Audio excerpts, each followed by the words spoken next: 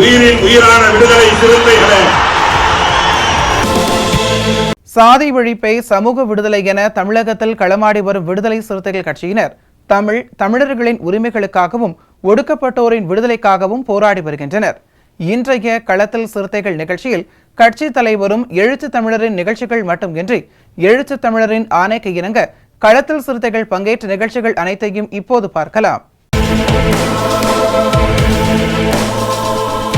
கடலூர் மாவட்டம் விருத்தாசலம் அருகே உள்ள சாத்துக்குடல் கீழ்பாதி கிராமத்தில் தமிழ்நாடு அரசு சார்பில் பள்ளி குழந்தைகளுக்கு மகாத்மா காந்தி தேசிய ஊரக வேலைவாய்ப்பு திட்டத்தின் கீழ் கட்டிக் கொடுத்த அங்கன்வாடி மையம் அமைந்துள்ளது. இந்த மையம் நீர்நிலை புறம்போக்கு என்று கூறி போலி ஆவணங்கள் மூலம் சென்னை உயர்நீதிமன்றத்தில் வழக்கு தொடரப்பட்ட நிலையில் அங்கன்வாடி மையத்தை இடிப்பதற்கு உத்தரவு வந்ததாக கூறப்படுகிறது. இந்நிலையில் அதிகாரிகள் அரசு கட்டிடத்தை இடிக்க வருவதை அறிந்த விடுதலை சிறுத்தைகள் கட்சியின் மைய மாவட்ட செயலாளர் நீதிவள்ளல் தலைமையில் ஊர் பொதுமக்கள், சாத்துக்குடல் ஊர் பொதுமக்கள், அனைத்து கட்சி தோழர்களும் கலந்து கொண்டு கட்டிடம் இடிப்பதை நிறுத்த வேண்டும் என்று அரசு அதிகாரியிடம் பேச்சுவார்த்தை நடத்தினர். பின்னர் அங்கன்வாடி கட்டிடத்தை இடிப்பதற்கு வந்த ஜேசிபி இயந்திரத்தை சிறைப்பிடித்து விடுதலை சிறுத்தைகள் கட்சி நிர்வாகிகள் மற்றும் ஊர் பொதுமக்கள் போராட்டம் நடத்தினர். அங்கன்வாடி கட்டிடம் மகாத்மா காந்தி தேசிய ஊரக வேலைவாய்ப்பு திட்டத்தின் கீழ் MGREGS திட்டத்தின் கீழ் 9 லட்சம் ரூபாய் நிதி அரசால் ஒதுக்கப்பட்டு அந்த கட்டடத்தை ஏற்கனவே அரசு பயன்பாட்டில் பயன்படுத்தி வந்த ஒரு கட்டடம் பாழடைந்து போனதால் அந்த கட்டடத்தை இடித்துவிட்டு புதிய மாணவர்கள் பயன்பெறக்கூடிய வகையில் புதிய அங்கன்வாடி கட்டடத்தை கட்டியிருந்தார்கள்.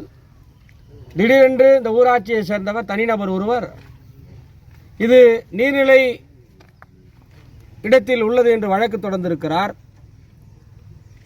அந்த நீர்நிலை இடத்தில் உள்ளது என்று அப்ஜெக்ஷன் யாரும் தெரிவிக்காததால் அவருக்கு தீர்ப்பாகி இருப்பதாக அரசு அதிகாரிகள் சொல்லியிருக்கிறார்கள். இந்த இடம் நாம் ஆய்வு செய்தபோது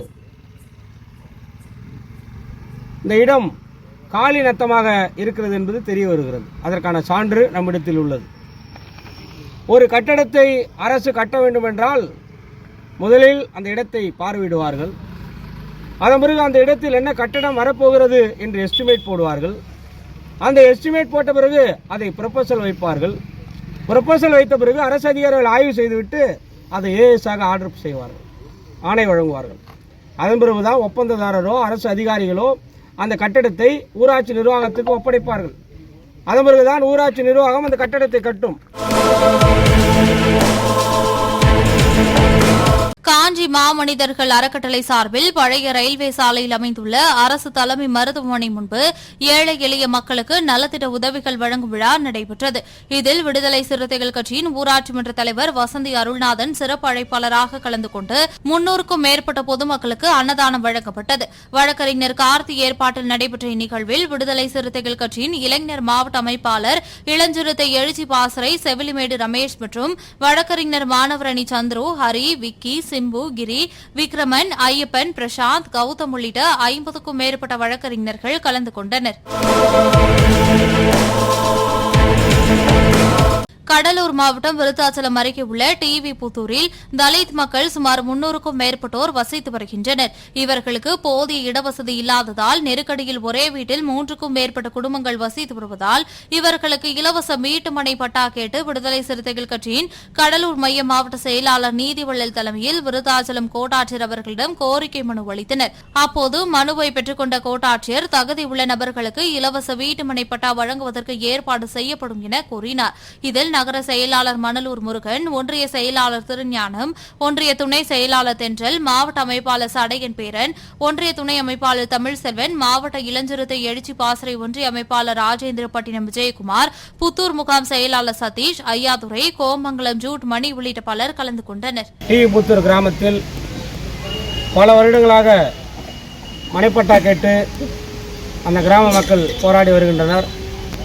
சுமார் 300க்கும் மேற்பட்ட குடும்பங்கள் வாழ்ந்து வருகிற புத்தூர் கிராமத்தில் மனைப்பட்டா கேட்டு கிட்டத்தட்ட 50 ஆண்டுகளாக போராடி வருகிறார்கள். தமிழக அரசு, தமிழக முதல்வர் 1 லட்சம் மனைப்பட்டாக்கள் வழங்குவதாக அறிவித்திருக்கிறார்.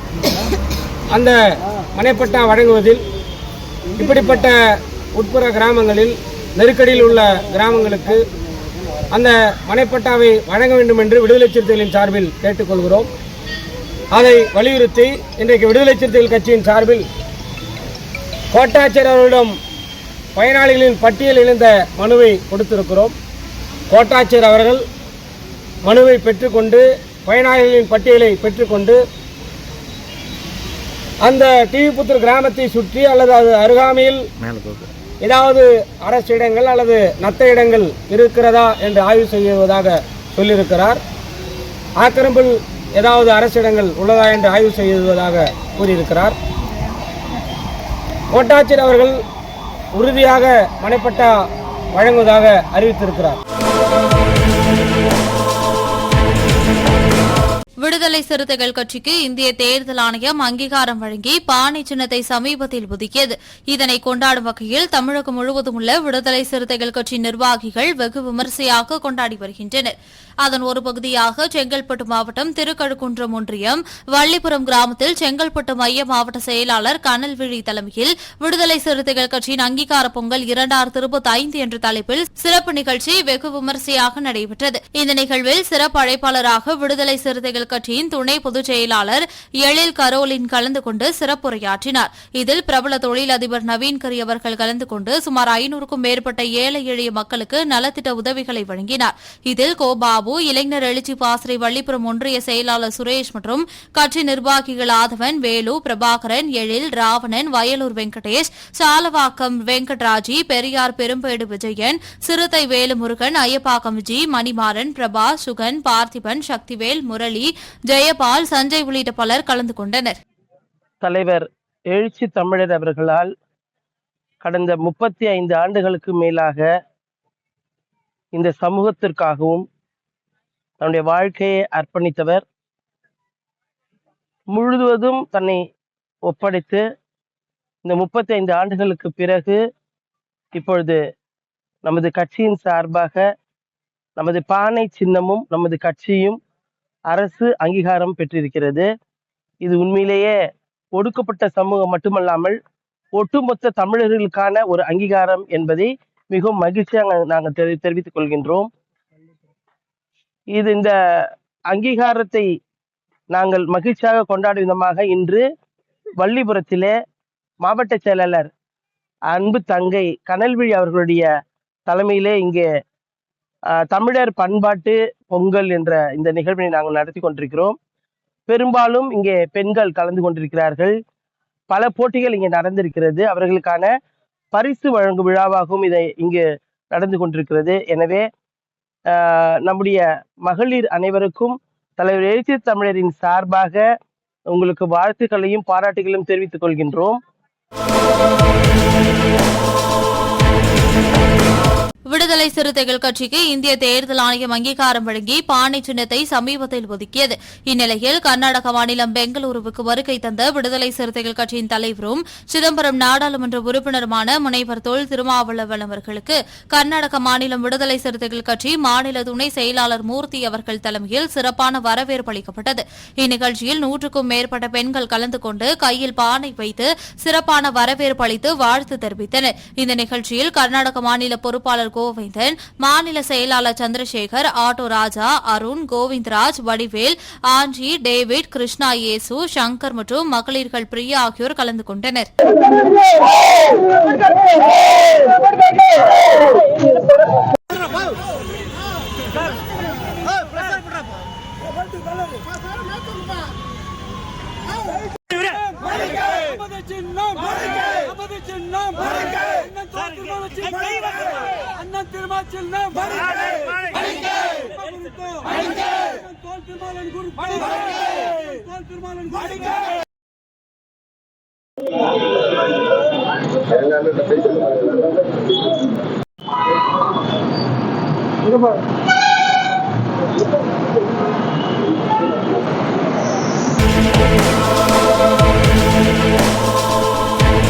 இன்றைய களத்தல் சிறுத்தைகள் நிகழ்ச்சியில் விடுதலை சிறுத்தைகள் கட்சியினர் நிகழ்ச்சிகள் அனைத்தையும் பார்த்தோம். நாளையும் இதேபோன்று சிறுத்தைகளின் பாய்ச்சலை களத்தில் காண்போம். வணக்கம்.